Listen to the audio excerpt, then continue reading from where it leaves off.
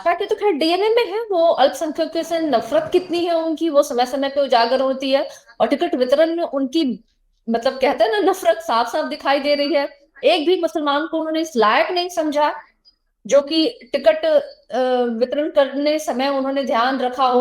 आखिर मुसलमानों का इस्तेमाल, पपेट बनाकर इस्तेमाल तो भारतीय जनता पार्टी करती है। एनडीए की तरफ से सीएम का चेहरा कौन होगा वो डिक्लेयर नहीं है। नीतीश जी को किसी भी कीमत पे एक्सेप्ट नहीं करने वाली है। अमित शाह जी अभी कुछ दिन पहले 4 या 5 दिन पहले वो बिहार में आए थे और उन्होंने बहुत बड़े साफ से कहा कि हम चुनाव के बाद ये तय करेंगे कि हमारा मुख्यमंत्री का चेहरा कौन होगा। महाराष्ट्र में जो शिंदे को जिस तरह का व्यवहार उन्होंने किया, वही वो सेम गेम जो है, प्लान, वो बिहार के संदर्भ में कर रही है। साथी नमस्कार। बिहार में चुनाव होने में अब गिनती के दिन बाकी हैं। महागठबंधन की एक प्रेस कॉन्फ्रेंस होती है। प्रेस कॉन्फ्रेंस में साफ कर दिया जाता है कि महागठबंधन में अगर वो चुनाव जीतते हैं, महागठबंधन चुनाव जीतता है तो मुख्यमंत्री होंगे तेजस्वी प्रसाद यादव। और मुकेश सहनी, वीआईपी पार्टी के मुकेश सहनी होंगे उप मुख्यमंत्री। ये बात साफ हो चुकी है। लेकिन इस बात ने एक डिबेट को दोबारा शुरू कर दिया है। इस डिबेट में कई सवाल हैं। सवाल नंबर 1 तो यह है कि कांग्रेस पार्टी ने आरजेडी के दबाव में आकर तेजस्वी प्रसाद यादव को मुख्यमंत्री का चेहरा बनाया है। और क्योंकि कई उप मुख्यमंत्री बनाए जाने की बातें की जा रही है, हालांकि इस पर कोई स्पष्टीकरण कोई अभी तक नहीं है, कोई ऑफिशियली कोई स्टेटमेंट नहीं है कि कितने उप मुख्यमंत्री बनाए जाएंगे। लेकिन अगर बने तो उसमें से मुस्लिम समुदाय का भी एक उप मुख्यमंत्री बनाया जाएगा। इस पूरे सवाल ने एक डिबेट को स्पार्क किया है कि क्या मुसलमानों को अपील करके एक बड़े वोट चंक को अपनी तरफ खींचने की कोशिश कर रही है महागठबंधन और उनकी तमाम पार्टियां। इन्हीं इसी विषय पर बात करने के लिए हमारे साथ आरजेडी की प्रवक्ता सारिका पासवान जी मौजूद है। सारिका जी, बहुत बहुत स्वागत है आपका हमारे इस खास कार्यक्रम में। सारिका जी, पहला सवाल तो यही है कि एक मुस्लिम उप मुख्यमंत्री बनाने की बात की जा रही है। मुस्लिम उप मुख्यमंत्री कितना, मतलब क्यों जरूरी हो जाता है? और जो अपीजमेंट की बात की जा रही है कि मुसलमानों को उप मुख्यमंत्री नाम का एक लॉलीपॉप पकड़ा दिया जाएगा ताकि आप महागठबंधन को वोट कर दे, कितनी गहराई है इस बात में, आप अगर क्लियर कर सके तो। धारण जी, सबसे पहले तो मैं आपको बताना चाहूंगी कि कल बिहार में एक साझा प्रेस कॉन्फ्रेंस हुई थी, जहां की क्योंकि बहुत दिनों से ये प्रश्न बार बार हमारे विपक्षों के द्वारा से पूछा जा रहा था कि आखिर महागठबंधन का मुख्यमंत्री का चेहरा कौन है। वैसे तो डे वन से ये बातें सब क्लियर थी, हमारे ओर से बार बार कही जा रही थी कि मुख्यमंत्री जो है वो चेहरा तेजस्वी यादव ही है, क्योंकि पिछला विधानसभा भी हमने उनके चेहरे पे ही लड़ा था।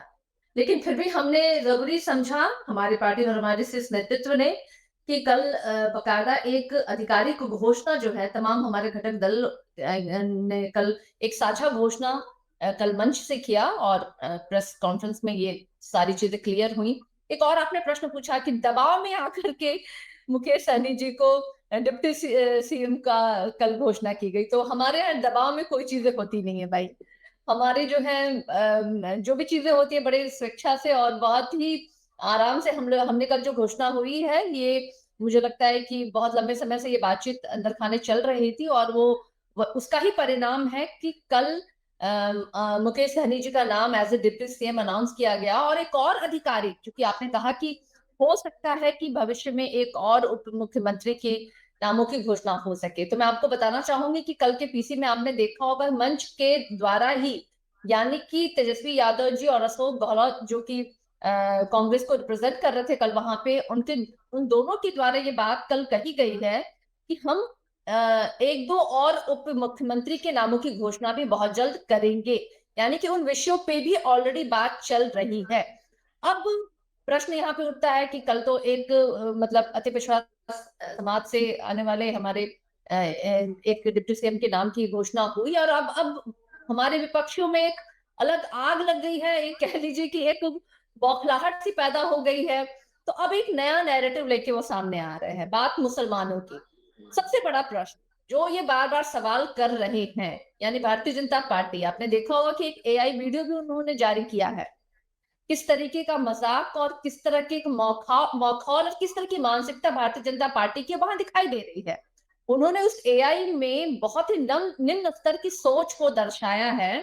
वो भारतीय जनता पार्टी जिसने एक मुसलमानों को टिकट नहीं दिया, एक भी मुस्लिम समुदाय में से किसी भी एक व्यक्ति को टिकट ना देने वाली भारतीय जनता पार्टी के मुंह से मुसलमानों के हित की बात, मुझे अपने आप में मुझे लगता है ये बहुत बड़ी बेईमानी है। हालांकि हमने लगभग 18 टिकट जो है अल्पसंख्यक समुदाय में हमने दिया है, और महिलाओं को हमने अगर पूरे महागठबंधन की बात करें तो 28 लगभग हमारे राष्ट्रीय जनता दल में ही 24 महिलाओं को टिकट वितरण हुआ है।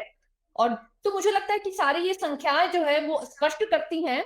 और निश्चित रूप से कल जो मंच से ये बात कही गई है, आने वाले समय में आपको नामों के साथ ये घोषणा भी हो जाएगी कि और किस किस समुदाय से डिप्टी सीएम के चेहरे कौन होंगे।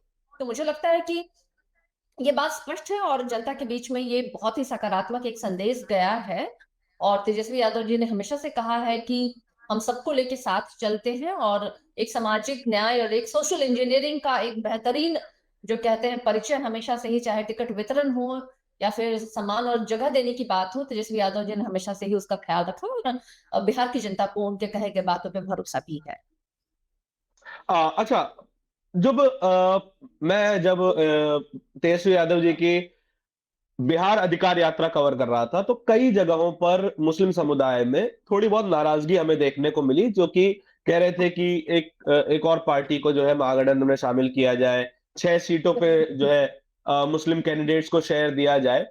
आपको कहां तक जरूरत लगती है अपनी पार्टी में कि किसी स्पेसिफिक दल को जोड़ा जाए, केवल मुसलमानों को जोड़ने के लिए आपको क्या जरूरत महसूस होती है?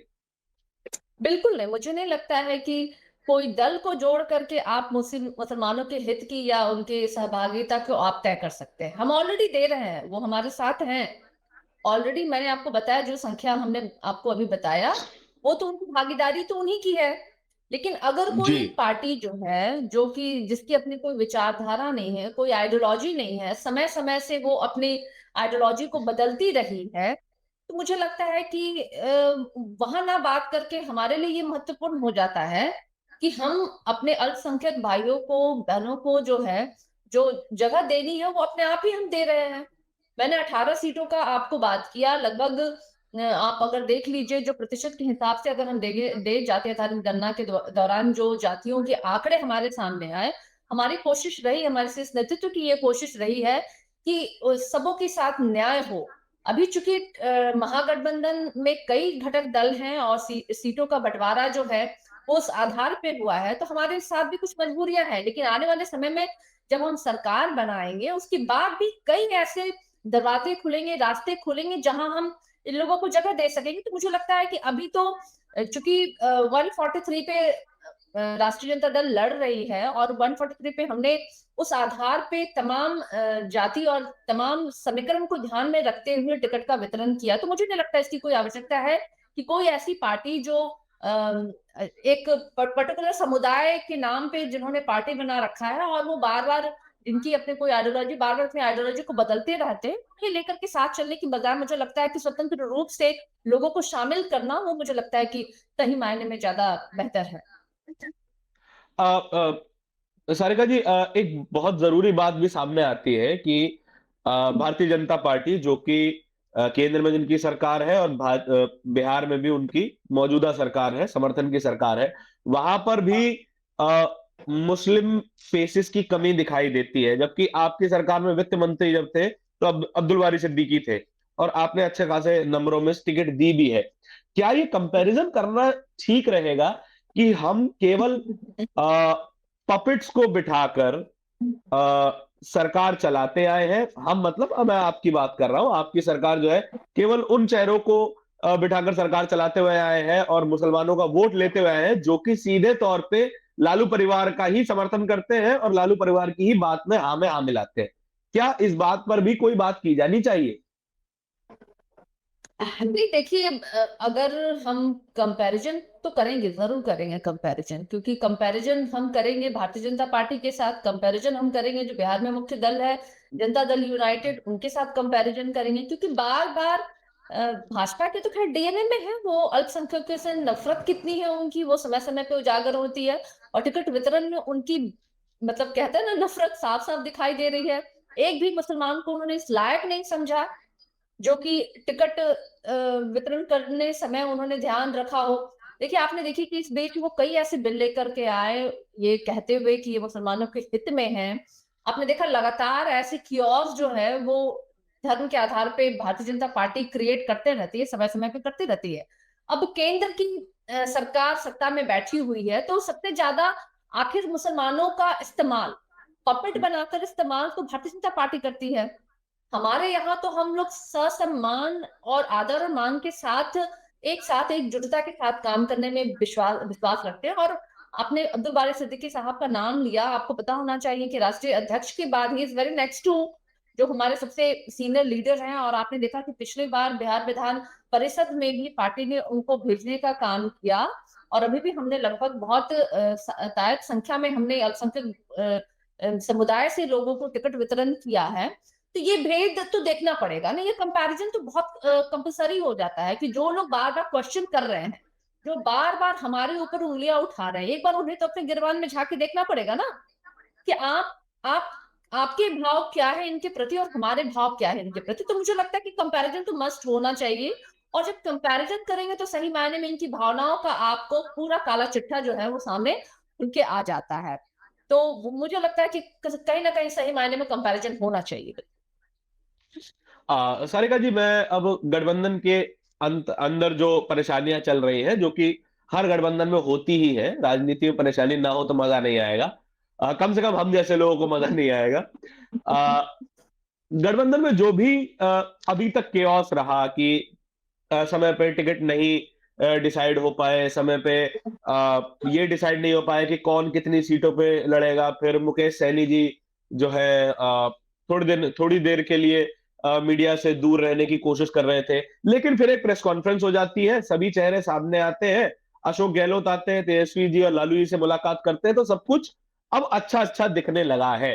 क्या थी वो बातें जो कि टिकट वितरण को रोके हुए थी? क्या थी वो बातें जो कि पूरे महागठबंधन में एक क्या कहते हैं मिसअंडरस्टैंडिंग को क्रिएट कर रही थी? अगर आप इस पे एक साफ गोई जैसा सवाल जवाब दे पाए तो मैं उसकी उम्मीद कर रहा हूं।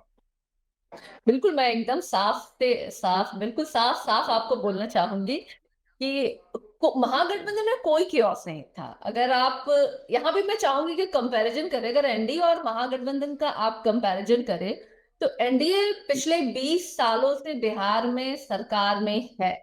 तो मुझे लगता है कि सबसे पहले टिकटों का वितरण, मुख्यमंत्री के नाम की घोषणा, ये सारी चीज़ें उनकी तरफ से हो जानी चाहिए। लेकिन अभी भी आप अगर देखेंगे, चिराग पासवान जी, चाहे आप मांझी जी देखिए, चाहे उपेंद्र कुशवाहा, जदयू और भाजपा, ये तमाम जो सीटों का अभी भी वितरण हुआ है, लगभग कई ऐसी सीटें हैं जहाँ अभी-अभी आपको एक कन्फ्यूजन और एक कियोस्क और एक कहीं न कहीं जो प्रत्याशियों के बीच में जो है, वो आपसी रंजिश जो है आपको क्षेत्र में दिखाई दे रहा है। तो मुझे लगता है कि कियोस्क तो टोटली एनडीए की तरफ ज़्यादा है। अब बात अगर मैं अपने दल की करूँ, अगर अपने गठबंधन की करूँ, तो हमने बड़े ही आराम से टिकटों का वितरण भी किया, क्योंकि हमारे लिए महत्वपूर्ण है कि हम अभी 20 सालों से सत्ता से बाहर हैं और हमारे लिए चयन करना कि हम किन प्रत्याशियों को टिकट दें कि वो सीट को जीत करके आएँ और वो कौन-सी सीट, कौन-सी पार्टी के खाते में जाए ताकि वो सीट हमें जीत के आना है और सस्ता समय इन सारी चीज़ों की घोषणाएँ भी हमने कर दी। टिकट का वितरण भी हो गया, जितने भी घटक दल हैं उनको सीटों का वितरण भी होगा और बाकायदा हमने कल प्रेस कॉन्फ्रेंस, साझा प्रेस कॉन्फ्रेंस, हालाँकि आपने देखा होगा कि एनडीए में एक भी साझा प्रेस कॉन्फ्रेंस नहीं हुआ और सबसे जी। मज़ेदार बात है कि कल हमने डिप्टी सीएम और सीएम के नाम की घोषणा की, लेकिन अभी भी एनडीए की तरफ से सीएम का चेहरा कौन होगा, वो डिक्लेयर नहीं है। अमित शाह जी अभी कुछ दिन पहले 4 या 5 दिन पहले वो बिहार में आए थे और उन्होंने बहुत बड़े साफ से कहा कि हम चुनाव के बाद ये तय करेंगे कि हमारा मुख्यमंत्री का चेहरा कौन होगा। तो आप समझिए भारतीय जनता पार्टी जिसने कि महाराष्ट्र में जो शिंदे को जिस तरह का व्यवहार उन्होंने किया, वही वो सेम गेम जो है प्लान वो बिहार के संदर्भ में कर रही है। मुख्यमंत्री जी को भारतीय जनता पार्टी यानी कि नीतीश जी को किसी भी कीमत पे एक्सेप्ट नहीं करने वाली है। और ये बात साफ है और यही काम है। बार-बार ये भारतीय जनता पार्टी वाले कहते हैं कि हम चुनाव के बाद सीएम के नाम की घोषणा करेंगे और जदयू जो है वो एक अलग राग अलाप रही है कि भाई 2025 से 30 फिर से नीतीश। तो सारा कंफ्यूजन तो मुझे लगता है अभी एनडीए में है कि आखिर मुख्यमंत्री का चेहरा कौन होगा। आप भी बता दें जैसे हमने कल बताया, तो एनडीए को भी चाहिए कि वो नामों की घोषणा कर दे, एक साझा कॉन्फ्रेंस कर लेते, लेकिन करेंगे कैसे?